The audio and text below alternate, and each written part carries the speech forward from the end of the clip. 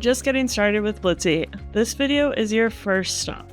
Before you can generate code, there's some foundational setup to do, and the quality of that setup directly determines the quality of what Blitzy produces. I'm going to walk you through how Blitzy validates your code, how to configure your environment, and how your repo structure affects all of it. We'll use cal DIY as our example throughput. If you've heard of cal.com, this is a fully open source version of that. The scheduling platform with Next.js and PostgreSQL, easy to follow, and it maps well to the kind of real-world code bases you're probably working with. Let's get into it. So here's something important to understand about how Blitzy works. When it generates code for you, it doesn't just write it and call it done. It actually builds and tests your application in an isolated environment before it ever opens a pull request.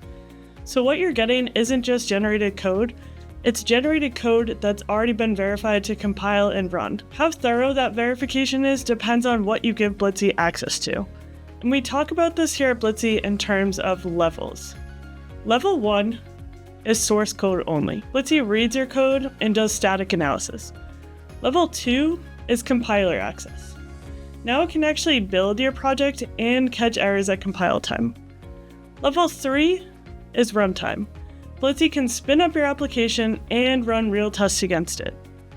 Level 4, database access. Full integration testing with real data. And finally, level 5 is API access across all of your services, end-to-end validation of your entire system. Most teams honestly land somewhere around level 3 or 4, which is runtime plus database. And honestly, that's where Blitzy really earns its keep.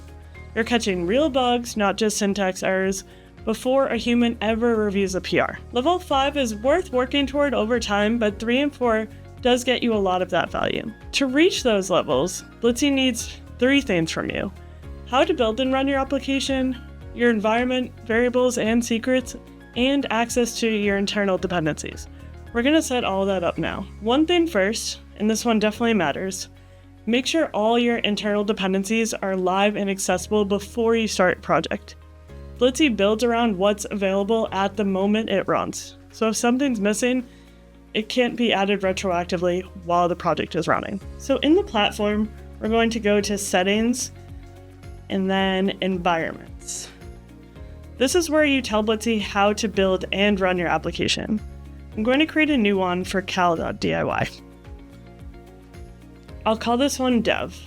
In practice, you'd have separate environments for dev, staging, and production, matching however your team works or where you want Blitzy to specifically run. For the setup instructions field, this is where you'll tell Blitzy how to build and run your app. I think about it like a first day guide for a new engineer.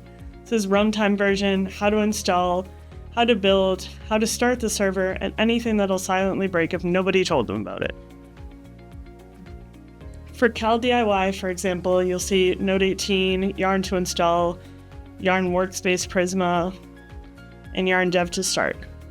I'm also calling out that the database URL has to be set before any of that runs, and that next auth secret and the encryption key can't be left as their default placeholder values.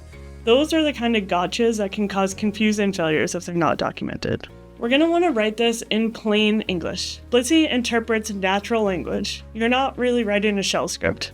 Just be specific and don't assume it knows your quirks. Below that, there will be variables and secrets. Variables are those non-sensitive configs. Things like your web app URL, any feature flags, environment names. Secrets are credentials. For cal DIY, next public web app URL is a variable. That's just a URL. But database URL, next auth secret, those are secrets. And just a note here, these are encrypted, they're never logged, and they will never be sent to the AI model. The model only ever sees the name. And since cal DIY has a login screen, I'm adding test credentials as a secret too. Since Blitzy actually runs your application to validate the UI, if it can't get past that login page, it can't test anything behind it. Now we'll save. Now this is important. This environment does not apply automatically. When you create a project in Blitzy, you need to explicitly attach it, and that goes for every project it's relevant to. So you'll want to set it up once, but make sure you're actually selecting it every time you create a new project. It's definitely easy to skip, and then wonder why validation isn't behaving the way you expect. And then the last thing is your repository structure. because it affects how Blitzy connects to your codebase. If all of your code lives in one repository, Blitzy will clone it, work on a dedicated branch, and then generate code that integrates with your existing architecture. CalDIY is a mono repo, so it has all the apps and packages in one repository. So this is our case. Pretty straightforward. However, if your architecture is spread across multiple repositories, that's separate services, shared libraries, internal packages, Blitzy recommends using Git submodules with the parent repository to bring them together into one unified view.